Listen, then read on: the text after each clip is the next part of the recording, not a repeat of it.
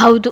ಅವ್ರು ಬೆಳಿಗ್ಗೆಯಿಂದ ಯಾರನ್ನು ಒಂದು ಮಾತು ಮಾತನಾಡಿಸದೆ, ಉಪಚರಿಸದೆ ಸುಮ್ಮನೆ ತಿರುಗ್ತಿದೆ. ನಿನ್ ಸೊಸೆ ಅಷ್ಟು ಲವಲವಿಕೆ ಇಲ್ಲ ಬಿಡು. ನಿರುಪಮ, ಏನೇ ಹೇಳು, ನಿಮ್ಮ ಸೊಸೆಯರು ಜನರ ಜೊತೆ ಬೇಗ ಬೆರೆತು ಇರುವವರು. ನನಗಂತೂ ತುಂಬ ಹಿಡಿಸಿದರು. ಮನಸ್ಸಿನಿಂದ ಶ್ರೀನಿಕಾ ಅಂಜನನ ಹೊಗಳಿದರು. ಇವರ ಪೂರ್ಣ ಮಾತುಗಳು ಹೋಮದ ಮುಂದೆ ಕೂತಿದ್ದ ಇಂಚರನ ಕಿವಿ ತಲುಪುತ್ತಿತ್ತು. ಅದು ಅವರ ಗಮನಕ್ಕೂ ಬಂದಿತ್ತು. ಸೊಸೆಯನ್ನು ಬಿಟ್ಟು ಕೊಡದೆ ಅದು ಪೂಜೆಯಲ್ಲಿ ಬ್ಯುಸಿ ಇದ್ದಾಳೆ. ಅದಕ್ಕೆ ಸರಿಯಾಗಿ ನೋಡಿಲ್ಲ ಅನಿಸುತ್ತೆ. ನಾನೇ ಆಮೇಲೆ ಪರಿಚಯ ಮಾಡಿಸ್ತೀನಿ, ಸಮಜಾಯಿಷಿ ನೀಡಿದರು ನಿರುಪಮ. ಇಂಚರ ಮಾತ್ರ ಅವರ ಮಾತಿಗೆ ಹಲ್ಲು ಕಡಿದವಳು. ಮಾತನಾಡದೆ ಸುಮ್ಮನೆ ಕೂತಳು. ಮೀನಾ, ನರಸಿಂಹ, ಸಾತ್ವಿಕ್ ಸನ್ನಿಧಿಗೋ ಅವರು ಹೇಳಿದ ಅಷ್ಟು ಮಾತು ಕೇಳಿದ್ದವು. ಕಣ್ಣು ಮುಚ್ಚಿ ಕೋಪ ನಿಗ್ರಹಿಸಿಕೊಂಡವಳು. ಇವರೇನು ಅಷ್ಟು ದೊಡ್ಡ ಮನೆತನದವರಾಗಿ ಆ ಮಿಡಲ್ ಕ್ಲಾಸ್ ಆಂಟಿಯರ ಜೊತೆ ಕೂತ್ಕೊಂಡು ನನ್ನ ಬಗ್ಗೆ ಹೀಯಾಳಿಸಿ ಮಾತನಾಡಿದರು. ಸುಮ್ಮನೆ ಕೇಳ್ತಿದ್ದಾರೆ. ಸ್ವಲ್ಪನೂ ಘನತೆ ಗೌರವ ಅನ್ನೋದೇ ಇಲ್ಲ ಇವರಿಗೆಲ್ಲ. ಛೇ, ಮನದಲ್ಲೇ ಮನಗುಟ್ಟುತ್ತಿದ್ದಳು ಇಂಚರ. ಇಂಚರನಿಗೆ ನಾನು ಊರಿನವರೆಲ್ಲರ ಪರಿಚಯ ಮೊದಲೇ ಮಾಡಿಸಬೇಕಾಗಿತ್ತು. ಈಗ ಇವಳು ಯಾರನ್ನೂ ಕರೆದಿಲ್ಲ, ಆಧರಿಸಿಲ್ಲ ಅಂತ ಅವರಿಗೆ ಅಸಮಾಧಾನ ಆಗಿದೆ. ಇದೇ ಬೇಸರದಲ್ಲಿ ಸನ್ನಿಧಿ ಮದುವೆಗೆ ಬರೋದಿಲ್ಲ ಎಂದರೆ ಮೊದಲು ಇಂಚರಗೆ ಅವರು ಮಾತನಾಡಿಸಲು ಹೇಳಬೇಕು ಎಂದುಕೊಂಡರು ಮೀನಾ. ಈ ಹಿಂಚುಗೆ ಏನಾಗಿದೆ? ಶ್ರೀನಿಕಾ, ಅಂಜನಾ ಅತ್ತಿಗೆ ಎಷ್ಟು ಜನರ ಜೊತೆ ಹೊಂದಿಕೊಂಡು ಇರುವರು. ಇವಳು ನೋಡಿದರೆ ಒಬ್ಬರನ್ನು ಮಾತನಾಡಿಸದೆ ಆಗಲಿಂದ ಬರೀ ಪೂಜೆ ಅಂತ ತಿರುಗ್ತಿದ್ದಾಳೆ. ಬೆಳಿಗ್ಗೆಯಿಂದ ಮನೆಯವರನ್ನು ಒಂದು ಮಾತು ಮಾತನಾಡಿಸಿಲ್ಲ. ಇದು ಸನ್ನಿಧಿ ಮದುವೆ ಸಲುವಾಗಿ ಮಾಡ್ತಿರುವ ಪೂಜೆ. ನಾವು ಕರೆಯದೆ ಅವರು ಬರ್ತಾರ? ಇವಳಿಗೆಲ್ಲ ಹೇಳಿ ಮಾಡಿಸ್ಬೇಕು. ಮನದಲ್ಲೇ ಮಡದಿ ಮೇಲೆ ಕೋಪಗೊಂಡನು ಸಾತ್ವಿಕ್. ಅತ್ತಿಗೆ ಯಾರನ್ನು ಮಾತನಾಡಿಸದೆ ಯಾಕೆ ಇದ್ದಾರೆ? ಯಾರೂ ಪರಿಚಯ ಇಲ್ಲ ಅಂದರೆ ಕನಿಷ್ಠ ಪಕ್ಷ ಒಂದು ನೋಟರೂ ಆಗುತ್ತೆ. ಇವರು ಹೀಗೆ ಮುಖ ಊದಿಸಿಕೊಂಡಿದ್ರೆ ನೋಡಿದವರ ಅಣ್ಣನ ಬಗ್ಗೆ ಏನೂ ಅನ್ಕೊಳ್ಳಲ್ಲ. ಬರೀ ಹುಡುಗಿ ನೋಡೋಕ್ಕೆ ಚೆನ್ನಾಗಿದ್ದಾಳೆ ಅಂತಾರೆ ಅಷ್ಟೇ, ಇನ್ನೇನೋ ಅನ್ನಲ್ಲ. ತಾನು ಅದೇ ಯೋಚಿಸಿದಳು ಸನ್ನಿಧಿ. ಅರ್ಪಿತಾ, ನಿರುಪಮ ಮಾತ್ರ ಇಂಚರ ನಡವಳಿಕೆಯಿಂದ ಆಶ್ಚರ್ಯಪಟ್ಟರು. ಅವರು ಎಂದು ಊರಿನವರ ಮುಂದೆ ದೊಡ್ಡಸ್ತಿಕೆ ಮರೆದವರಲ್ಲ. ಅವರು ನಮ್ಮಂತೆ ಎಂದು ಸಾಮಾನ್ಯರಂತೆ ಬೆರೆತು ಹರಡುತ್ತಿದ್ದರು. ಇದೇ ಮೊದಲ ಬಾರಿಗೆ ಅವರಿಂದ ಇಂಥ ಒಂದು ಮಾತು ಕೇಳಿದ್ದು ಅವರಿಗೆ ನೋವಾಯಿತು. ದೇವಸ್ಥಾನದ ಹೊರಗಡೆ ನಿಂತು ಊರು ಹುಡುಗರ ಗುಂಪಿನಲ್ಲಿ ಮಾತನಾಡುತ್ತಿದ್ದ ಅಭಿ ಸಿಟಿಯಲ್ಲಿದ್ದರೂ ಊರಿನ ನಂಟು ಹೋಗಿರಲಿಲ್ಲ. Hi Abhimanyu, what's up man. ಅದೇ ಊರಿನ ಅಭಿಯ ಗೆಳೆಯನೊಬ್ಬ ಸಿಕ್ಕು ಮಾತನಾಡಿದ. ಅವನ ಜೊತೆ ಇನ್ನೂ 2-3 ಚಿಕ್ಕಂದಿನ ಗೆಳೆಯರು ಇದ್ದರು. ಎಲ್ಲ ನೀನೇ ಹೇಳಬೇಕು ಮಗ, ಹೇಗಿದ್ಯಾ ಎಂದನು ಕೈಕುಲುಕಿ ಆರ್ಥಿಕವಾಗಿ ಮಾತನಾಡುತ್ತಾ. ನಾವು ಸೂಪರ್, ಮದುವೆ ಆದೆಯಂತೆ ಕೇಳಿಬಟ್ಟೆ. ಆ ಸಮಯದಲ್ಲಿ ನಾನು ಹೊರಗಡೆ ಇದ್ದೆ ಮಗ, ಮದುವೆಗೆ ಬರೋಕ್ಕೆ ಆಗಲಿಲ್ಲ. ಏನೇನೋ ರಾಧಾಂತ ಹಾಗೆ. ಇಶಾನ್ದು ನಿನ್ನ ಜೊತೆನೇ ಮದುವೆ ಆಗಿದೆಯಂತೆ ಎಂದನು ಒಬ್ಬ ತನ್ನ ಕಿವಿಗೆ ಬಿದ್ದ ವಿಷಯ ತಿಳಿಸಿ. ಹೌದು ಕಣೋ ಎಂದನು ಮನದಲ್ಲಿ. ಒಂದು ರೀತಿಯ ಮುಜುಗರ ಉಂಟಾಗಿತ್ತು. ನಿನ್ನ ಹೆಂಡತಿ ನಿನ್ನ ತುಂಬ ಪ್ರೀತಿಸಿ ನಿನಗೆ ಗೊತ್ತಿಲ್ಲದಾಗೆ ಮದುವೆ ಆದ್ರಂತೆ. ನಿನಗೆ ನೋಡಿದ ಹುಡುಗಿನ ಇಶಾನ್ ಮದುವೆ ಆಗಿದ್ದಾನಂತೆ. ಇನ್ನೊಬ್ಬ ಕುತೂಹಲದಿಂದ ತೋರಿದನು. ಅವರ ಮಾತುಗಳು ಅನುಗಿಸಿದಂತೆ ಅನಿಸಿದರೂ ವಾಸ್ತವ ಇದೆ ಎಂದುಕೊಂಡವಿ. ನನ್ನ ಹೆಂಡತಿ ನಾನೇ ಬೇಕು ಅಂತ ಮದುವೆ ಆಗಿದ್ದು ನಿಜ. ಆದರೆ ಇಶಾನ್ ಮತ್ತೆ ಅವನ ಹೆಂಡತಿ ಮುಂಚೆನೇ ಪ್ರೀತಿ ಮಾಡ್ತಿದ್ರು. ನಮಗೆ ಹೇಳಿರಲಿಲ್ಲ ಅಷ್ಟೆ. ಕೊನೆಗೆ ಏನೇನೋ ಆಗಿ ಅವರು ಒಂದಾದ್ರು. ಚಿಕ್ಕದಾಗಿ ವಿಷಯ ಹೇಳಿದ. ಒಬ್ಬ ನಕ್ಕವ. ಒಳ್ಳೆ ಸಿನಿಮಾ ಕತೆ ಥರ ಇದೆ ಮಗ ನಿನ್ನ ಮದುವೆ. ಬಹುಶಃ ಇಶಾನ್ ಹೆಂಡ್ತಿನೇ ಏನೋ ಸರ್ಕಸ್ ಮಾಡಿ ನಿನ್ನ ಮದುವೆ ಆಗೋದ್ರಿಂದ ತಪ್ಪಿಸ್ಕೊಂಡಿರಬೇಕು. ಅದೇ ಸಮಯ ನೋಡಿ ನಿನ್ನ ಹೆಂಡ್ತಿ ನಿನ್ನ ಜೊತೆ ಮದುವೆ ಆಗಿದ್ದಾರೆ ಅನಿಸುತ್ತೆ, ರೈಟ್ ಎಂದನು ಒಬ್ಬ ತಾನೇ ಒಂದು ಊಹಿಸಿ. ಹಾಗೇನಿಲ್ಲ, ಎಲ್ಲ ಆಕಸ್ಮಿಕ ಬಿಡು ಎಂದರು. ಅಬಿಗೆ ಅವನ ಮಾತು ಯೋಚಿಸುವಂತೆ ಮಾಡಿತು. ಮತ್ತೆ ಎಲ್ಲಿ ನಿನ್ನ ಹೆಂಡ್ತಿ? ನಮಗೂ ಪರಿಚಯ ಮಾಡಿಸು ಮಾರಾಯ, ನಾವು ಒಂದು ಸಾರಿನೂ ನೋಡಿಲ್ಲ. ನೀನಂತೂ ವಾಟ್ಸ್ಯಾಪ್ಗೂ ಅವರ ಒಂದು ಫೋಟೋ ಹಾಕೋಲ್ಲ ಎಂದರು. ಮುಗುಳ್ನಗೆ ಬೀರಿ. ಇರು, 1 ನಿಮಿಷ, ಅಮ್ಮನ ಜೊತೆ ಇದ್ದಾಳೆ, ಕರಿತೀನಿ ಎಂದವನು ದೇವಸ್ಥಾನದ ಕಡೆ ಕಣ್ಣಾಡಿಸಿ ಕಾಣದಿದ್ದವಳ ನೋಡಿ ಕರೆ ಮಾಡಿದವನು. ಶ್ರೇನಿಕಾ, ಹೊರಗಡೆ ಬಾಯಿಲಿ ಎಂದನು. ಅವನ ಮಾತಿಗೆ ಹೊರಗೆ ನಿಂತಿದ್ದವನ ಪಕ್ಕ ನಿಂತಳು ಹೆಗಲು ಬಡಿಸಿ. ಶ್ರೇನಿಕಾ ಅಭಿಮನ್ಯು ವರ್ಮ, ನನ್ನ ತಮ್ಮ ಸಾತ್ವಿಕ್ಗೆ ನಾದಿನಿ. MSc chemistry ಓದ್ತಿದ್ದಾಳೆ. ಓದಿ ಮುಗಿಸಿದ ಮೇಲೆ ನನ್ನ ವರ್ಮ ಶಿಕ್ಷಣ ಸಂಸ್ಥೆಗಳಲ್ಲಿ ಶಾಲೆಗಳ ಆಡಳಿತ ಮಂಡಳಿ ಪೂರ್ತಿ ಇವಳೇ ನಿಭಾಯಿಸುವಳು ಎಂದನು ಪೂರ್ತಿ ಪರಿಚಯ ಮಾಡಿಸಿ.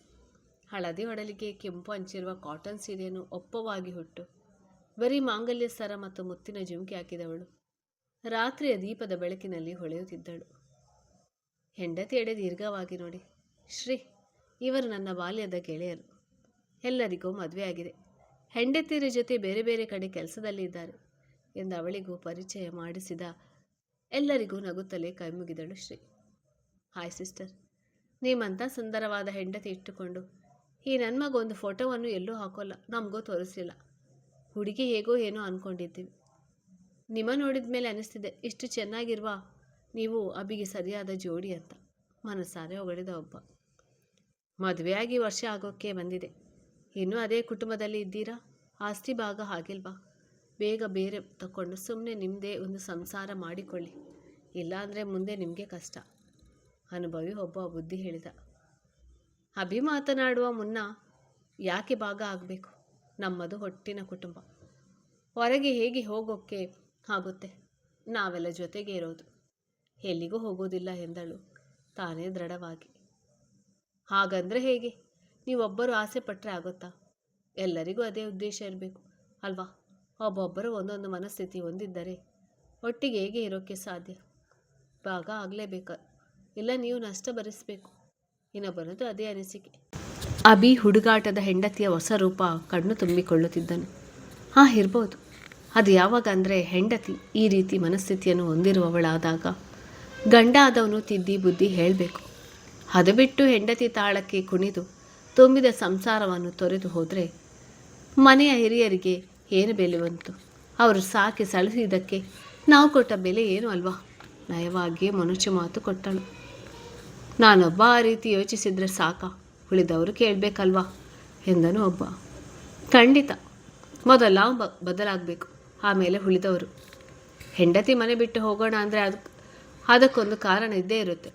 ಒಂದು ಆಕೆಗೆ ಮನೆ ಕೆಲಸ ಮಾಡಿಕೊಂಡು ಮನೆ ನಿಭಾಯಿಸಲು ಇಷ್ಟ ಇಲ್ಲ, ಅಥವಾ ಅತ್ತೆಯ ಬೈಗುಳದ ಕಾಟ ಇದ್ದರೆ, ಇಲ್ಲ ಸಿಟಿಯ ಶೋಕಿನ ಬದುಕಿನ ವ್ಯಾಮೋಹ ಆದಾಗ ಮಾತ್ರ ಸೊಸೆ ಗಂಡನ ಮನೆ ಭಾಗ ಮಾಡಿ ಹೊರ ಹೋಗುವುದು.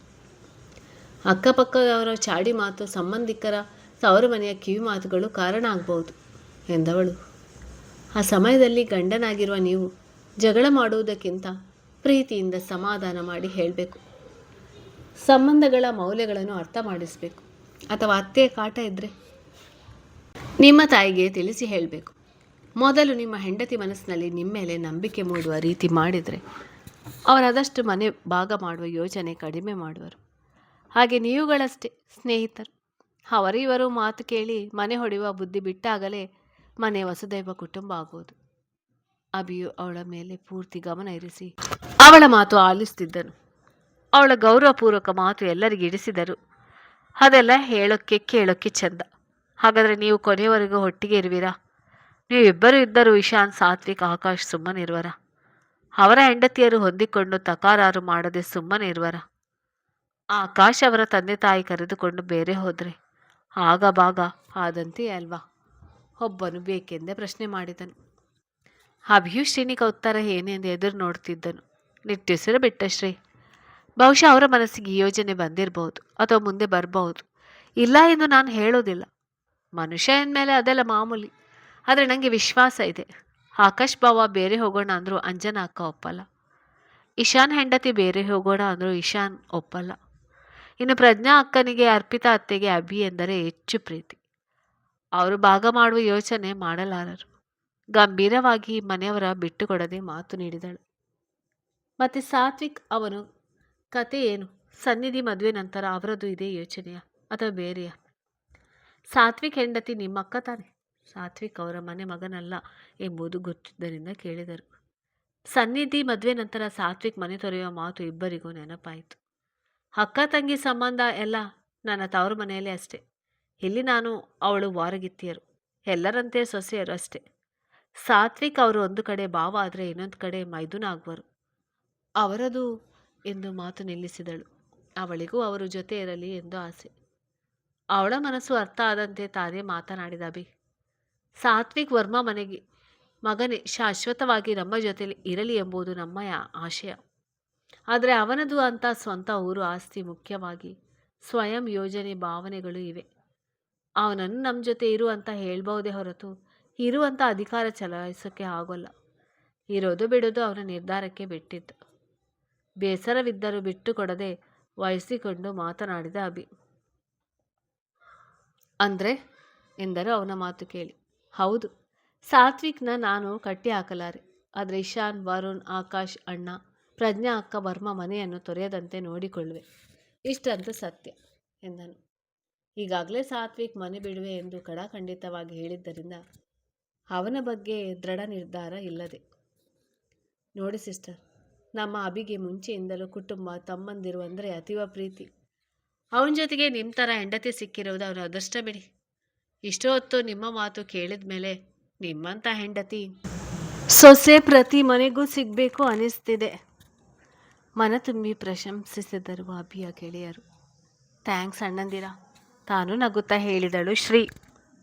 ಅಭಿ, ಮುಂದಿನ ತಿಂಗಳು ನನ್ನ ಪಾಪು ನಾಮಕರಣ ಇದೆ.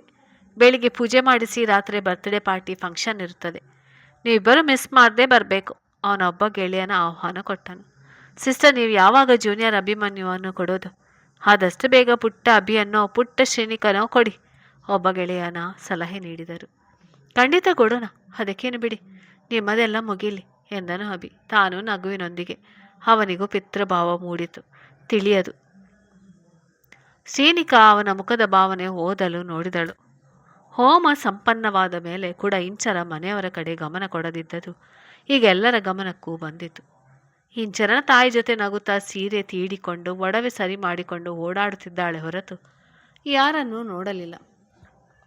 ಹೋಮ ಮುಗಿದ ಮೇಲೆ ಅಲ್ಲಿಗೆ ಬಂದ ಅರ್ಪಿತಾ, ನಿರುಪಮ, ಮೀನಾರ ಕಡೆ ತಿರುಗಿಯೂ ನೋಡದೆ, ಅಂಜನ ಹೋಗಿ ಅಭಿ, ಆಕಾಶ್, ಇಶಾನ್, ಶ್ರೇಣಿಕನ ಕರ್ಕೊಂಡು ಬಾ.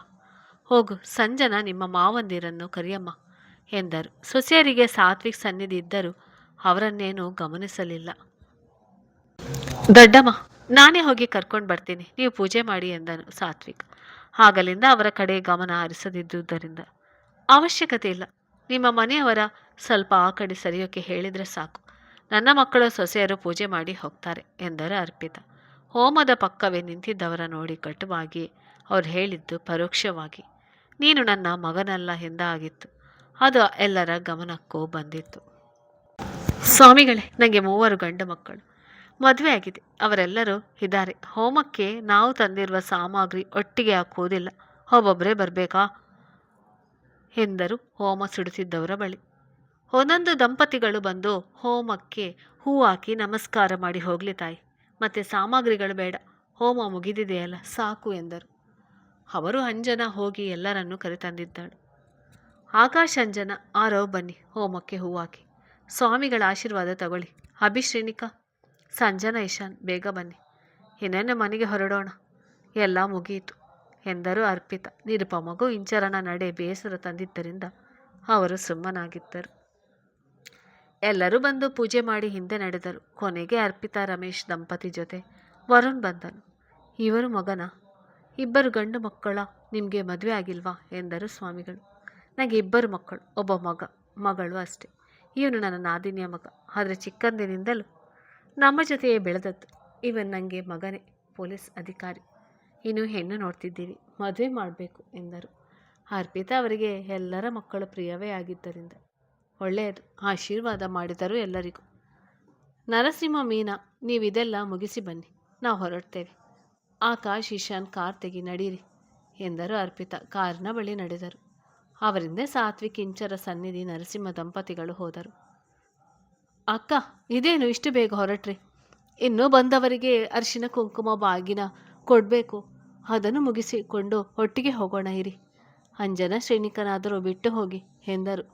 ಮೀನಾ ಆತಂಕದಿಂದ ಎಲ್ಲ ಒಟ್ಟಿಗೆ ಹೊರಟಿದ್ದು ನೋಡಿ, ಇಲ್ಲಿ ನಿನ್ನ ಸೊಸೆ ಮಗಳು ಇದ್ದಾರಲ್ಲ, ಅವರೇ ಸಾಕು ಬಿಡು, ನೀವೇ ಎಲ್ಲ ಮುಗಿಸಿ ಬನ್ನಿ, ಇನ್ನೇನು ಹೋಮ ಮುಗೀತಲ್ವಾ, ಅಷ್ಟೇ ಸಂತೋಷ, ನಡೀರಿ ಎಂದರು ಅರ್ಪಿತಾ. ಯಾರ ಮಾತಿನ ಕಡೆಗೂ ಗಮನ ಕೊಡದೆ. ಮೀನಾ, ನರಸಿಂಹ, ಒಂದು ಮಾತು, ಇಲ್ಲಿಗೆ ಯಾರು ಕೂಡ ತಿನ್ನೋಕ್ಕೆ ಊಟ ಇಲ್ಲದೆ ಬರೋದಿಲ್ಲ, ದೇವರ ಪ್ರಸಾದ ಅಂತ ಬರ್ತಾರೆ. ಪೂಜೆಗೂ ಕೂಡ ನಮ್ಮ ಮನೆತನದ ಮೇಲೆ ಇರುವ ಗೌರವದಿಂದ ಬರ್ತಾರೆ. ಮೊದಲು ಬಂದವ್ರ ಜೊತೆ ಹೇಗೆ ವರ್ತಿಸಬೇಕು ಅನ್ನೋದು ನಿನ್ನ ಸೊಸೆಗೆ ಕಳಿಸು. ತೀಕ್ಷ್ಣ ನೋಟ ಬೀರಿ ಹೇಳಿದ ನಿರುಪಮ ಮತ್ತೊಂದು ಮಾತಿಗೆ ಅವಕಾಶ ಕೊಡದೆ ಕಾರಿನಲ್ಲಿ ಹೋಗಿ ಕೂತ್ರೆ ಅವರಿಂದ ಎಲ್ಲ ಹೊರಟರು. ರೂಪಾರವರು ಶ್ರೇಣಿಕನ ಉಳಿಸಿಕೊಳ್ಳಲು ನೋಡಿದರೆ ಶ್ರೀ ಆಗಲೇ ತನ್ನ ಅತ್ತೆಯ ಜೊತೆ ಹೊರಟಾಗಿತ್ತು. ಅವರ ಅತ್ತ ಹೋಗಿದ್ದೇ ಹೆಂಡತಿಯ ಮೇಲೆ ಕಿಡಿಕಾರಿದನು ಸಾತ್ವಿಕ್. ನಿಂಗೀಗ ಸಮಾಧಾನ ಆಯ್ತಾ? ಅವರ ಯೋಗ್ಯತೆ ಏನು ಅವ್ರ ಸ್ಥಾನ ಏನು ಅಂತದಾದರೂ ನಿಂಗೆ ಗೊತ್ತಿದೆಯಾ? ನೀನೇನು ದೊಡ್ಡ ಮಿಸ್ ವರ್ಲ್ಡ್, ಇಷ್ಟೊಂದು ಒಡವೆ ಹಾಕಿಕೊಂಡು ಬಂದರೆ ಸಾಲಲ್ಲ. ಸ್ವಲ್ಪ ಮಾನವೀಯತೆಯನ್ನು ಕಲಿ. ಆಗ್ಲಿಂದ ನೋಡ್ತಿದ್ದೀನಿ, ಸುಮ್ಮನೆ ಯಜಮಾನಿ ಥರ ಓಡಾಡ್ತೀಯ. ಆದರೆ ಒಬ್ಬರನ್ನು ಕರೆಯಲಿಲ್ಲ, ಉಪಚರಿಸಲಿಲ್ಲ. ನಾನು ನೋಡಿ ನೋಡಿ ಸಾಕಾಯ್ತು. ನೀನೇನು ಚಿಕ್ಕ ಮಗು ಅಲ್ಲ, ಎಲ್ಲ ಹೇಳಿಕೊಡಲು ಎಂದನು. ತನ್ನವರ ಮೇಲೆ ಅವಳು ತೋರಿದ ನಿರ್ಲಕ್ಷ್ಯ ನೆನೆದು ಮೂತಿ ಸಿಂಡರಿಸಿದವಳು. ಅಯ್ಯೋ, ಈಗ ನಾನೇನು ಮಾಡಿದೆ ಅಂತ ಹೀಗೆ ರೇಗಾಡ್ತಿದ್ದೀರಾ? ಅವರು ಬಂದರು ಹೋದರು, ನಾನೇನೋ ಅವರಿಗೆ ಹೋಗಿ ಅಂತ ಹೇಳಿದ್ನ? ಇದು ವರ್ಮಾ ಮನೆ ಫಂಕ್ಷನ್ ತಾನೇ, ಅವರನ್ನು ಕರಿಬೇಕಾ? ಎಲ್ಲ ಅವರೇ ಮುಂದೆ ನಿಂತು ಮಾಡಬೇಕು. ಅದು ಬಿಟ್ಟು ಹಿಂದೆ ಕೂತ್ಕೊಂಡು ಕೆಲಸಕ್ಕೆ ಬಾರದ ಮಾತನಾಡೋದಲ್ಲ. ತಾನು ಅಸಮಾಧಾನ ಹೊರಹಾಕಿದಳು. ಇಂಚರನಿಗೆ ಗಂಡ ಬೈದದ್ದು ಹಿಡಿಸದೆ ಅವಳ ಮಾತಿಗೆ ಇನ್ನೂ ಕೋಪ ಹೆಚ್ಚಿಸಿಕೊಂಡವ. ಈ ಥರ ದಿಮಾಕಿನ ಮಾತುಗಳನ್ನು ಬೇರೆಯವರ ಹತ್ರ ಮಾತನಾಡು, ನನ್ನ ಹತ್ರ ಮಾತನಾಡಬೇಡ ಇಂಚರ. ನನಗೆ ಸಿಟ್ಟು ಬಂದರೆ ಎಲ್ಲರೆದುರು ಕೆನ್ನೆಗೆ ಬರೆಸಲು ಹಿಂದೆ ಮುಂದೆ ಯೋಚನೆ ಮಾಡೋಲ್ಲ. ಈ ಊರಿನಲ್ಲಿ ನಮಗೆ ಒಂದು ಗೌರವ ಇದೆ. ಸ್ವಲ್ಪ ತಗ್ಗಿ ಬಗ್ಗಿ ಇರುವುದು ಕಲಿ. ನಡೀತಿರೋದು ನನ್ನ ತಂಗಿ ಮದುವೆ. ಅವಳ ಮದುವೆಗೆ ಎಲ್ಲರೂ ಬಂದು ಅರಸಬೇಕು. ನಿನ್ನಿಂದ ನಿನ್ನ ನಡವಳಿಕೆಯಿಂದ ಅದು ಹಾಳಾದರೆ ನಾನು ಸಹಿಸುವುದಿಲ್ಲ, ನೆನಪಿಟ್ಕೋ. ಕೋಪದಲ್ಲಿ ಬೈತನು ಸಾತ್ವಿಕ್. ಮಧ್ಯೆ ಬಂದ ರೂಪಾ ಅವರು, ಹೋಗ್ಲಿ ಬಿಡಿ ಹಳಿಯಂದಿರೆ, ಅವಳು ಏನೋ ತಿಳಿದೇ ಮಾತನಾಡಿದಾಳೆ, ಕ್ಷಮಿಸಿಬಿಡಿ. ನಾನು ಅವಳಿಗೆ ಬುದ್ಧಿ ಹೇಳ್ತೀನಿ. ನೀವು ಬಂದವರಿಗೆ ಉಪಚಾರ ಮಾಡಿ ಎಂದರು. ಮಗಳ ಮೇಲೆ ಅಲಿಯನ ಕೋಪ ನೋಡಿ ಬೇಸರ ಪಟ್ಟುಕೊಂಡು ಹೆಂಡತಿಯನ್ನು ತೀಕ್ಷ್ಣವಾಗಿ ನೋಡಿ ಬಿಡೋದು ಇಲ್ಲ, ನೋಡೋದೇ ಇಲ್ಲ.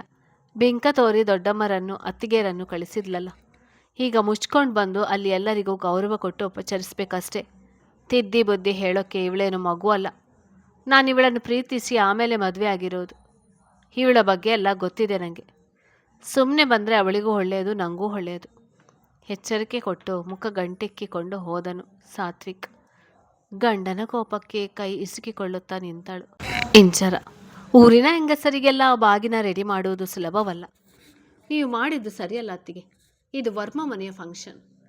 ನಮ್ಮ ಮನಸ್ತಾಪ ಏನೇ ಇರಲಿ, ಅದನ್ನು ಇಲ್ಲಿ ತೋರಿಸುವುದು ಸಭ್ಯತೆ ಅಲ್ಲ. ಇಲ್ಲಿರುವವರು ಎಲ್ಲರೂ ನಮ್ಮವರೇ. ಮೊದಲೇ ಅಣ್ಣಂದಿರಿಗೆ ನನ್ನ ಮೇಲೆ ಕೋಪ ಬಂದಿದೆ, ಅದರಲ್ಲಿ ನೀವು ಈ ಥರ ಮಾಡಿದರೆ ಹೇಗೆ? ತನಗೂ ಆದ ಬೇಸರ ವ್ಯಕ್ತಪಡಿಸಿದಳು ಸನ್ನಿಧಿ. ಇಂಚರ ಪಕ್ಕ ನಿಂತ ಮೀನಾ, ನೋಡು ಇಂಚರ, ನೀನು ನನಗೆ ಮುದ್ದಿನ ಸೊಸೆ, ಹಾಗಂತ ಎಲ್ಲದಕ್ಕೂ ನಿನ್ನ ವಹಿಸ್ಕೊಂಡು ಬರ್ತೀನಿ ಅನ್ಕೋಬೇಡ. ನಾನು ಈ ಮನೆಗೆ ಸೊಸೆಯಾಗಿ ಬಂದಾಗ ನನ್ನ ಜೊತೆ ನಿಂತು ಬೆಂಬಲ ಕೊಟ್ಟವರು ನನ್ನ ವಾರಗಿತ್ತಿಯರು. ಈ ಊರಿನಲ್ಲಿ ವರ್ಮಾ ಮನೆಯ ಸೊಸೆಯರಿಗೆ ಒಂದು ಉನ್ನತ ಸ್ಥಾನ ಇದೆ. ದಯವಿಟ್ಟು ಅದನ್ನು ಹಾಳು ಮಾಡಬೇಡ, ನೆನಪಿರಲಿ. ಸೊಸೆಯ ಬೈಯಲು ಮನಸ್ಸಾಗದೆ ಮೃದುವಾಗಿ ಎಚ್ಚರಿಕೆ ಕೊಟ್ಟರು. ನೋಡಮ್ಮ ಇಂಚರ, ನಿಂಗೆ ನಮ್ಮ ಮಾತಿನಿಂದ ಬೇಸರ ಆಗ್ಬೋದು, ಆದರೆ ಇದೇ ಸತ್ಯ. ವರ್ಮಾ ಮನೆ ನಮಗೆ ತುಂಬ ನೀಡಿದೆ. ಅದನ್ನು ನಾನು ನಿಂಗೆ ತಿಳಿಸಿ ಹೇಳಿದ್ದೀನಿ ಕೂಡ. ನಮ್ಮಲ್ಲಿ ಏನೇ ಇರಲಿ, ಅದು ಹೊರಗಿನವರ ಮುಂದೆ ಪ್ರದರ್ಶನ ಆಗಬಾರ್ದು. ನೀನು ಯಾಕೆ ಈ ರೀತಿ ವರ್ತಿಸಿದೆ ನನಗೆ ತಿಳಿಯೋದು. ನನಗೆ ಅಭಿ, ಆಕಾಶ್, ಇಶಾನ್ 3 ಮಕ್ಕಳೇ. ಸನ್ನಿಧಿ ಮದುವೆ ಸಲುವಾಗಿ ಅವರಿಗೆ ತಿಳಿಸದೆ ನಿರ್ಧಾರ ಮಾಡಿದ್ದೀನಿ ಅಂತ ಸ್ವಲ್ಪ ಬೇಸರ ಆಗಿದ್ದಾರೆ. ಹಾಗಂತ ಅವರು ನಮ್ಮ ವೈರಿಗಳಲ್ಲ. ಅರ್ಪಿತಾ ಅತ್ತಿಗೆ ನಮ್ಮನ್ನೆಲ್ಲ ಒಟ್ಟಿಗೆ ಸೇರಿಸಲು ತುಂಬ ಕಷ್ಟಪಟ್ಟಿದ್ದಾರೆ. ಅವರು ನಮಗೆ ತಾಯಿಯ ಸಮಾನ. ಅವರನ್ನು ನಾವು ಯಾವತ್ತೂ ಬಿಟ್ಟು ಕೊಡೋದಿಲ್ಲ, ತಿಳಿತಾ ಎಂದವರು ದೇವಾಲಯದ ಕಡೆ ನಡೆದರು. ರೂಪಾರವರಿಗೆ ಮಗಳ ನಡವಳಿಕೆಯಿಂದ ಬೀಗರ ಮುಂದೆ ಇರಿಸು ಮುರುಸಾಗಿತ್ತು. ಮನೆಗೆ ಬಂದ ವರ್ಮ ಮನೆಯವರು ಕೆಲಸದವರು ಆಗಲೇ ತಯಾರಿಸಿದ ಊಟಕ್ಕೆಂದು ಬಂದು ಕುಳಿತರು. ಇಂಚರ ವರ್ತನೆಯನ್ನು ಸಂಪೂರ್ಣವಾಗಿ ಅರ್ಪಿತಾ, ನಿರುಪಮ ಜೊತೆಗೆ ಅಂಜನ ಕೂಡ ನೋಡಿದ್ದಳು. ಆದರೂ ಕೇಳಿರಲಿಲ್ಲ. ನಿಧಾನವಾಗಿ ಮನೆಯ ಗಂಡಸರ ಗಮನಕ್ಕೂ ಅದು ಬಂದಿತ್ತು. ಇನ್ನು ಹಾಲ್ನಲ್ಲಿ ಕುಳಿತು ಮಾತನಾಡುತ್ತಿದ್ದ ಕಲ್ಯಾಣಿಯವರು, ಇದೇನು ಅರ್ಪಿತಾ, ಇಷ್ಟು ಬೇಗ ಬಂದಿರ್ವಿರಿ? ಎಲ್ಲ ಮುಗೀತಾ? ಅಲ್ಲಿ ಊಟ ಮಾಡಲಿಲ್ವಾ? ಯಾಕೆ, ರುಚಿ ಚೆನ್ನಾಗಿರಲಿಲ್ವಾ ಎಂದರು ಕಲ್ಯಾಣಿ. ಮನೆಯವರೆಲ್ಲ ಒಟ್ಟಿಗೆ ಬಂದಿದ್ದರಿಂದ. ನಾದಿನಿಯರ ಬುದ್ಧಿ ತಿಳಿದಿದ್ದ ಅರ್ಪಿತಾ, ಹಾಗೇನೇ ಇಲ್ಲ, ಹೋಮ ಮುಗಿಯಿತು. ಯಾಕೋ ಬೆಳಿಗ್ಗೆಯಿಂದ ಓಡಾಡಿ ತುಂಬ ಸುಸ್ತು. ಅಲ್ಲೇ ಇದ್ದರೆ ಅವರು ಇವರು ಅಂತ ಎಲ್ಲ ಮಾತನಾಡಿಸ್ತಾರೆ. ಅದಕ್ಕೆ ಮೀನಾಗೆ ಹೇಳಿ ಬಂದೆವು. ನಿಮ್ಮದು ಊಟ ಆಯ್ತಾ ಎಂದರು. ನಾದಿನಿಯರ ಮುಂದೆ ಸೊಸೆಯನ್ನು ಬಿಟ್ಟು ಕೊಡದೆ. ಆಗ ನಮ್ಮದೆಲ್ಲ ಊಟ ಆಯಿತು, ಇನ್ನೇನು ಮಲಗೋಕ್ಕೆ ಹೋಗ್ತಿದ್ದೇವೆ. ಮನೆಯ ಊಟ ಚೆನ್ನಾಗಿದೆ, ಹೊಟ್ಟೆ ತುಂಬ ಊಟ ಮಾಡಿ ಮಲಗಿ, ಬೆಳಿಗ್ಗೆ ಎದ್ದು ಉಳಿದ ಕೆಲಸ ನೋಡಿದರೆ ಆಯಿತು ಎಂದವರು ಮಲಗಲು ಕೋಣೆಗೆ ನಡೆದರು. ಕಲ್ಯಾಣಿ, ಭಾನು, ನೀನಿವತ್ತು ಯಾಕೋ ತುಂಬ ಸಂತೋಷವಾಗಿದ್ದೆ, ಏನು ಸಮಾಚಾರ? ಕಾರಣ ಕೇಳ್ಬೋದಾ? ತಂಗಿಯ ಮುಖದ ಕಲೆ ನೋಡಿ ರೇಗಿಸಿದರು ರಮೇಶ್. ನಕ್ಕವರು, ಆ ಥರ ಏನಿಲ್ಲ ಅಣ್ಣ. ಅಪರೂಪಕ್ಕೆ ನಮ್ಮ ಊರು ದೇವಸ್ಥಾನ ನೋಡಿ ಮನಸ್ಸಿಗೆ ನೆಮ್ಮದಿ ದೊರಕಿತ್ತು. ಈ ಊರು, ಇಲ್ಲಿನ ವಾತಾವರಣ ತುಂಬ ಚೆನ್ನಾಗಿದೆ. ಅದಕ್ಕೆ ಯಾರೊಂದಿಗೂ ಜಾಸ್ತಿ ಬೆರೆಯಲಿಲ್ಲ. ಮತ್ತು ನನ್ನ ಹಳೆಯ ಗೆಳತಿಯರು ಸಿಕ್ಕಿದ್ದರು ಎಂದರು ಭಾನು ಉತ್ಸಾಹದಿಂದ.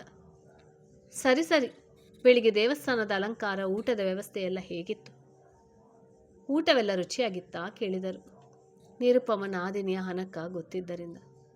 ಎಲ್ಲ ಚೆನ್ನಾಗಿತ್ತು. ತುಂಬ ಸುಂದರವಾಗಿ ಅಲಂಕಾರ ಮಾಡಿದರು. ದೇವಿ ಮೂರ್ತಿಯನ್ನು ನೋಡಲು 2 ಕಣ್ಣು ಸಾಲದು. ಊಟವೂ ಚೆನ್ನಾಗಿತ್ತು. ಒಬ್ಬಳೆ ಮಗಳು ಅಂತ ತುಂಬ ಆಡಂಬರದಿಂದ ಮದುವೆ ಮಾಡುತ್ತಿದ್ದಾನೆ ನರಸಿಂಹ. ಈಗ ಮಗ ಬೇರೆ ಪೊಲೀಸ್ ಅಧಿಕಾರಿ, ಕೇಳಬೇಕಾ ಎಂದರು ಭಾನು ಮನಸ್ಸಲ್ಲಿ ಒಂದು ರೀತಿ ಮತ್ಸರ ತುಂಬಿಕೊಂಡು. ದೇವರ ಪೂಜೆಗೆ ನಾವು ಯಾವ ಖರ್ಚನ್ನು ಕೊಟ್ಟಿಲ್ಲ, ಅವ್ರು ಕೇಳಿಲ್ಲ. ಬರೀ ಮದುವೆಗೆ ಅಷ್ಟೇ ನಾವು ದುಡ್ಡು ಕೊಡುವುದಾಗಿ ಹೇಳಿದ್ದೆವು. ಇದೆಲ್ಲ ಪೂರ್ತಿ ಅವರದೇ ದುಡ್ಡು. ನರಸಿಂಹನ ಊರಿನ ಸ್ವಲ್ಪ ಜಮೀನಿತ್ತು, ಅದನ್ನು ಮಾರಿದ್ದಾನೆ. ಮಗಳ ಮದುವೆಗಾಗಿ ಮಗನು ತಂಗಿಯ ಮದುವೆಗೆ ಹಣ ಹಾಕಿದ್ದಾನೆ. ಇನ್ನೇನು ಬೇಕು ಹೇಳು ಎಂದರು. ರಮೇಶ್ ಮುಂದೆ ಇದಕ್ಕೂ ಹಣ ಕೊಟ್ಟಿರಿ ಎಂಬ ಆಪಾದನೆ ಬಾರದಿರಲಿ ಎಂದು. ಮಾಡಲಿ ಬಿಡು, ನನಗೇನೋ ಆಗಬೇಕು.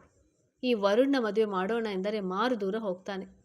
ಇವನು ಒಪ್ಪಿದ್ರೆ ಅವರೆರಡರಷ್ಟು ಚೆನ್ನಾಗಿ ನಾನು ಮದುವೆ ಮಾಡ್ತಿದ್ದೆ, ಬೀಗಿದರು ಭಾನುಮತಿ. ಮಗನ ಮದುವೆ ಚಿಂತೆ ಜಾಸ್ತಿ ಅವರಿಗೆ. ಅದು ಉಲ್ಟಾ ಹೊಡೆದ್ರೆ? ನೀನು ಮಗನಿಗೆ ಹೆಣ್ಣು ಹುಡುಕೋದು ಬಿಟ್ಟು ಅವನ ಮನಸ್ಸಲ್ಲಿ ಯಾರಿದ್ರೂ ಇದ್ದಾರಾ ಮೊದಲು ಕೇಳಿ ತಿಳ್ಕೊ. ಸುಮ್ಮನೆ ಏನೇನು ಮಾಡೋಕ್ಕೆ ಹೋಗಿ ಅವಂತರ ಮಾಡಬೇಡ. ಅವರೆಲ್ಲ ನಮ್ಮ ಕಾಲದ ಮಕ್ಕಳಲ್ಲ, ಈಗಿನ ಮಕ್ಕಳು. ಅವರ ಅಭಿಪ್ರಾಯಕ್ಕೆ ಬೆಲೆ ಕೊಡು, ಸುಮ್ಮನೆ ದುಡುಕ್ಬೇಡ ಎಂದರು. ರಮೇಶ್ ಪ್ರಜ್ಞಾ ಮದುವೆಯಲ್ಲಿ ಸಮರ್ಥ ಮಾಡಿದ ಅವಂತರ ಅವರಿನ್ನೂ ಮರೆತಿರಲಿಲ್ಲ. ಮಕ್ಕಳ ವಿರುದ್ಧ ಹೋಗುವುದು ಅವರಿಗೆ ಇಷ್ಟ ಇಲ್ಲ. ಮುಖಗಂಟಿಕ್ಕಿದ ಭಾನುಮತಿ, ಹಾಗಂದ್ರೆ ಹೇಗೆ ಅನ್ನ? ಅವರೇನೋ ವಯಸ್ಸಿನ ಆಕರ್ಷಣೆಗೆ ಸೋತು ಯಾವುದೋ ಬೀದಿಯಲ್ಲಿ ಹೋಗುವ ಬಿಕಾರಿಗಳನ್ನು ಇಷ್ಟಪಡ್ತಾರೆ. ಹಾಗಂತ ನಾವು ಮದುವೆ ಮಾಡೋಕ್ಕೆ ಆಗುತ್ತಾ? ಅವನು ಯಾರನ್ನಾದರೂ ಇಷ್ಟಪಡಲಿ, ಅವಳು ಮೊದಲು ನನಗೆ ಇಷ್ಟ ಆಗಬೇಕು, ನಮ್ಮ ಅಂತಸ್ತಿಗೆ ತಕ್ಕವಳಾಗಬೇಕು. ಹಾಗಿದ್ದರೆ ಮಾತ್ರ ಮದುವೆ ಎಂದರು ಭಾನುಮತಿ ಕಡಾಖಂಡಿತವಾಗಿ. ಅವರಿಗೆ ಬಡತನದ ಸೊಸೆ ಬಂದರೆ ತನ್ನ ಸ್ನೇಹಿತರ ವಲಯದಲ್ಲಿ ತನ್ನನ್ನು ಅವಮಾನ ಮಾಡುವರು ಎಂಬ ಭಾವನೆ. ಉಸಿನಗೆ ನಕ್ಕರು. ನೋಡೋಣ ಬಿಡು, ಅವರ ಮನೆಯಲ್ಲಿ ಯಾರ ಹೆಸರು ಇದೆಯೋ ಬಲ್ಲವರು ಯಾರು. ಕಾಲ ಬಂದಾಗ ತನ್ನಿಂದ ತಾನೇ ಎಲ್ಲ ಆಗುತ್ತೆ ಎಂದರು ಮಾರ್ಮಿಕವಾಗಿ ರಮೇಶ್. ನೀನು ಸುಮ್ಮನಿರೋ ಅಣ್ಣ, ಏನೇನೋ ಹೇಳಿ ನನ್ನ ಹೆದರಿಸ್ಬೇಡ. ನನಗೆ ನಾನು ಇಷ್ಟಪಡುವ ಹುಡುಗಿನೇ ಸೊಸೆಯಾಗಿ ಸಿಗೋದು, ನೋಡ್ತಿರಬೇಕಾದ್ರೆ ಎಂದವರು ಮುಖ ದಪ್ಪ ಮಾಡಿಕೊಂಡು ಸೆರಗು ಬೀಸುತ್ತಾ ಹೋದರು ಭಾನುಮತಿ. ಅವರು ವರಸೆ ನೋಡಿ ಎಲ್ಲ ಮನದೊಳಗೆ ನಕ್ಕರು. ಊಟ ಮುಗಿಸಿ ಸ್ವಲ್ಪ ಹೊತ್ತು ಹರಟೆ ಹೊಡೆಯುತ್ತಾ ಎಲೆ ಅಡಿಕೆ ಜಗಿಯುತ್ತಾ ಕುಳಿತಿದ್ದರು ಎಲ್ಲ. ಕಲ್ಯಾಣಿ, ಭಾನುಮತಿ, ಬಿಂದು, ಜೀವಿತ ಜೊತೆ ಆಗಲೇ ಮಲಗಿದ್ದರು. ಸಂಜನೆಗೆ ನಿದ್ದೆ ಬಂದರೂ ಗಂಡನಿಗೆ ಹೆದರಿ ಅಲ್ಲೇ ಕುಳಿತಿದ್ದಳು. ಅದು ಹೆಂಚಿನ ದೊಡ್ಡ ಮನೆ ಆದರೂ ಮನೆಯೊಳಗೆಲ್ಲ ಆಧುನಿಕ ಅನುಕೂಲ ಇರುವಂತೆ ರೆಡಿ ಮಾಡಿಸಿದ್ದರು ರಮೇಶ್. ಗಂಡಸರು ಸೋಫಾ ಕಾಟ್ ಮೇಲೆ ಕುಳಿತಿದ್ದರೆ ಸೊಸೆಯರು ಕೆಳಗೆ ಚಾಪೆ ಹಾಸಿ ಕುಳಿತಿದ್ದರು. ನೆಲದಲ್ಲಿ ಒಂದೆಡೆ ಅಂಜನ ಸಂಜನ ಜೊತೆ ಕುಳಿತಿದ್ದ ಶ್ರೇನಿಕನು ನೋಡಿ, ಶ್ರೇನಿಕ, ಅಭಿ ಗೆಳೆಯರ ಜೊತೆ ಅಷ್ಟು ಸುಲಭವಾಗಿ ಸಂಸಾರದ ಬಗ್ಗೆ ಮಾತನಾಡಿದೆಯಲ್ಲ, ಇದೆಲ್ಲ ನಿಂಗೆ ಹೇಗೆ ಗೊತ್ತು? ಯಾವಾಗ ನೋಡಿದ್ರೂ ತರಲೆ ತುಂಟಾಟ ಮಾಡಿಕೊಂಡಿರ್ತೀಯ. ಸಂಸಾರದ ಪಾಠ ಯಾವಾಗ ಕಲಿತೆ? ಅವರ ಬಳಿ ತುಂಬ ಚೆನ್ನಾಗಿ ಹೇಳಿದೆ ಎಂದರು ಅರ್ಪಿತಾ ತುಂಬ ಮನಸ್ಸಿನಿಂದ ಸೊಸೆಯನ್ನು ಹೊಗಳಿ. ಗೊಂದಲದಿಂದ ನೋಡಿದ ಅಶೋಕ್, ಶ್ರೀ ಯಾರಿಗೇನು ಹೇಳಿದ್ಲು? ಯಾವ ವಿಚಾರ ಮಾತಾಡ್ತಿದ್ದೀರಾ? ಅರ್ಪಿತಾ ಹೇಳಿದ ಮಾತು ಅರ್ಥ ಆಗದೆ ಕೇಳಿದರು. ಇವತ್ತು ನಮ್ಮ ಅಭಿ ಫ್ರೆಂಡ್ಸ್ ದೇವಸ್ಥಾನದ ಹತ್ರ ಸಿಕ್ಕಿದ್ರು. ಅವರೆಲ್ಲ ನಮ್ಮ ಶ್ರೀನಿಕಾಗೆ ಈ ಮನೆ ಬಿಟ್ಟು ಭಾಗ ತಗೊಂಡು ಬೇರೆ ಹೋಗಿ ಜೀವನ ಮಾಡಿ ಒಟ್ಟಿಗೆ ಇದ್ರೆ ತುಂಬ ತೊಂದರೆ ಆಗುತ್ತೆ ಅಂತ ಬುದ್ಧಿವಾದ ಹೇಳ್ತಿದ್ರು. ನಾನು ಕೂಡ ನೋಡೋಣ ಶ್ರೀನಿಕಾ ಏನಂತಾಳೆ ಅಂತ ಹಿಂದಿನಿಂದ ಆವಿತ್ತು ಕೇಳಿಸಿಕೊಂಡೆ. ನಮ್ಮ ಶ್ರೇನಿಕಾ ಅವರಿಗೆಲ್ಲ ಸರಿಯಾದ ಜೀವನ ಪಾಠ, ಕುಟುಂಬದ ಮೌಲ್ಯಗಳನ್ನು ಬಿಡಿಸಿ ಎಷ್ಟು ಚೆನ್ನಾಗಿ ಅರ್ಥ ಆಗುವಂತೆ ಹೇಳಿದ್ಲು ಗೊತ್ತಾ ಎಂದರು ಅರ್ಪಿತಾ. ಅವರ ಮಾತಿಗೆ ಉಳಿದವರು ಗೌರವಪೂರ್ವಕವಾಗಿ ಶ್ರೀ ಕಡೆ ನೋಡಿದರು. ಯಾರು ಅಭಿಯೋದು? ಯಾರಾದರೂ ಕುಟುಂಬ ಹೊಡೆಯುವ ಬುದ್ಧಿ ಹೇಳ್ತಾರೆ. ನಿನ್ನ ಜೊತೆ ಇರುವ ಫ್ರೆಂಡ್ಸ್ ಎಲ್ಲ ಈ ಥರನೇನ? ನಮ್ಮ ಶ್ರೇನಿಕಾ ಆಗಿದ್ದಕ್ಕೆ ಸರಿ ಹೋಯ್ತು. ಅದೇ ಹಿಂಚರ ಥರ ಬುದ್ಧಿ ಇರುವ ಆಗಿದ್ದರೆ ಏನು ಮಾಡಬೇಕಾಗಿತ್ತು ಹೇಳು? ನಿನ್ನ ಫ್ರೆಂಡ್ಸಿಗೆ ಈ ಥರ ಎಲ್ಲ ಕೆಟ್ಟ ಐಡಿಯಾ ಕೊಡಬೇಡಿ ಅಂತ ಹೇಳು ಎಂದರು ನಿರುಪಮ ಸ್ವಲ್ಪ ಕಟುವಾಗಿ. ಈಗಾಗಲೇ ಸಾತ್ವಿಕ್ ಮನೆ ತೊರೆಯುತ್ತಿರುವುದೇ ಅವ್ರಿಗೆ ತೀರದ ನೋವಾಗಿದೆ. ಮತ್ತೆ ಅಭಿಯು ಅದೇ ಕೆಲಸ ಮಾಡಿದ್ರೆ ಎಂಬ ಆತಂಕ. ಹನೆ ನೀವಿಕೊಂಡನು. ಅಮ್ಮ ಸ್ವಲ್ಪ ಸುಮ್ಮನೆ ಇರು. ಅವ್ರು ಹೇಳಿದ ತಕ್ಷಣ ನಾನು ಕೇಳಿಬಿಡೋಲ್ಲ. ನನಗೂ ಸ್ವಂತ ಬುದ್ಧಿ ಇದೆ. ನೀನು ಸಮಾಧಾನ ಮಾಡಿಕೊ. ನಾನೆಲ್ಲೂ ಹೋಗಲ್ಲ ಎಂದನು ಅಭಿ ಮನ್ಯು ತಾಯಿಯ ಮುಖದಲ್ಲಿದ್ದ ಗಾಬರಿ ನೋಡಿ. ಆದರೂ ನೀವೆಲ್ಲ ಶ್ರೀನಿಕ ಮಾತನಾಡಿದ್ದು ಕೇಳಿಸ್ಬೇಕಾಗಿತ್ತು. ನನಗೆ ಒಂಥರ ಅಚ್ಚರಿ ಆಯಿತು. ಸೇಮ್ ನಂತರನೇ ಇವಳು. ಚಿಕ್ಕ ವಯಸ್ಸಾದರೂ ತುಂಬ ಪ್ರಬುದ್ಧತೆಯಲ್ಲಿ ಮಾತನಾಡಿದ್ಲು. ಸದ್ಯ ಇವಳ ಅಕ್ಕನ ರೀತಿ ಆಗಲಿಲ್ಲ, ಅದೇ ಸಮಾಧಾನ ಎಂದು ನಿಟ್ಟುಸಿರು ಬಿಟ್ಟು. ಅದೆಲ್ಲ ಸರಿ, ನೀವ್ಯಾಕೆ ಇಷ್ಟು ಬೇಗ ಹೊರಟ್ರಿ? ಸ್ವಲ್ಪ ಹೊತ್ತು ಅಲ್ಲೇ ಇದ್ದು ಊಟ ಮಾಡಿಕೊಂಡು ಬಂದಿದ್ರೆ ಅವರಿಗೂ ಸಹಾಯ ಆಗಿರೋದು. ಹೀಗೆ ಒಂದೇ ಉಸಿರಿಗೆ ಹೊರಟ್ರೆ ಅವರೇನು ಅಂದುಕೊಂಡಿರೋಲ್ಲ. ಆಕ್ಷೇಪಣೆ ತೋರಿದರು ರಮೇಶ್. ಮೂತಿ ತಿರುವಿದ ಅರ್ಪಿತಾ. ಇನ್ನೇನು ಮನೆಗೆ ಬರದೆ ಅಲ್ಲೇ ಇರೋಕೆ ಆಗುತ್ತಾ? ಇಂಚರ ಬೆಳಿಗ್ಗೆಯಿಂದ ನಮ್ಮೆದುರಿಗೆ ದೊಡ್ಡದಾಗಿ ವಯ್ಯಾರ ಮಾಡಿಕೊಂಡು ತಿರುಗುತ್ತಿದ್ದಳು. ಒಂದು ಮಾತು ಆದರೂ ನಮ್ಮನ್ನು ಮಾತನಾಡಿಸಿಲ್ಲ. ನಾವ್ಯಾರು ಅವಳಿಗೆ ಸಂಬಂಧನೇ ಇರದೇ ಇರುವವರು ತನ್ವ ಥರ ಹಾಡುತ್ತಿದ್ಲು. ಅದಕ್ಕೆ ಅವರ ಮನೆ ಸುದ್ದಿಗೆ ನಾವ್ಯಾಕೆ ತಲೆ ಹಾಕಬೇಕು ಅಂತ ಹೊರಟು ಬಂದೆ, ಅದೇ ಗಡಸು ಧ್ವನಿಯಲ್ಲಿ. ತಾವು ದನಿ ಸೇರಿಸಿದ ನಿರುಪಮ. ಹ್ಞೂ ಅಕ್ಕ, ನನಗೂ ಇಂಚರ ನಡವಳಿಕೆ ಸ್ವಲ್ಪನೂ ಇಷ್ಟ ಆಗಲಿಲ್ಲ. ನಮ್ಮ ಶ್ರೀನಿಕನೇ ಬೆಟರ್. ಯಾರೊಂದಿಗೂ ಆದರೂ ಸರಿ ಬೇಗ ಬೆರಿತಾಳೆ.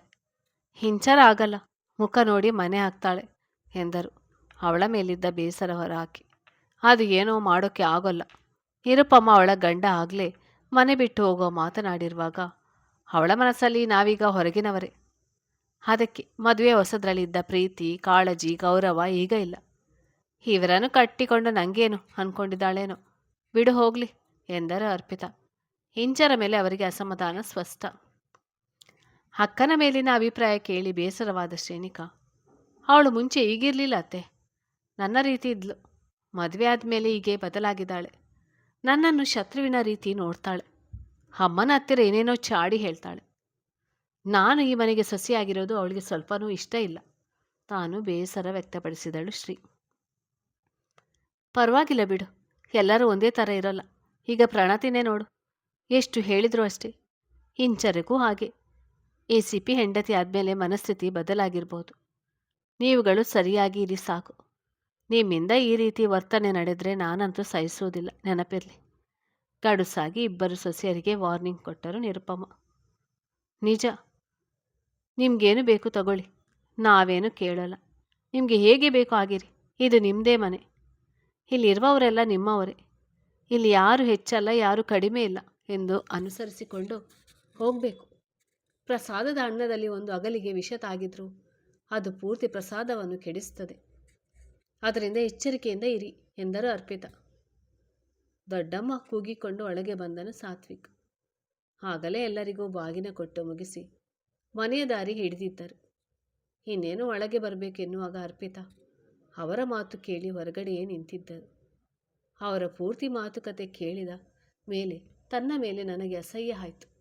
ಸಾತ್ವಿಕ್ಗೆ ಮಡದಿ ಮಾಡಿದ ಕೆಲಸದಿಂದ ಎಲ್ಲರ ಮುಂದೆ ಹಿಡಿಯಷ್ಟಾಗಿದ್ದನು ಸಾತ್ವಿಕ್.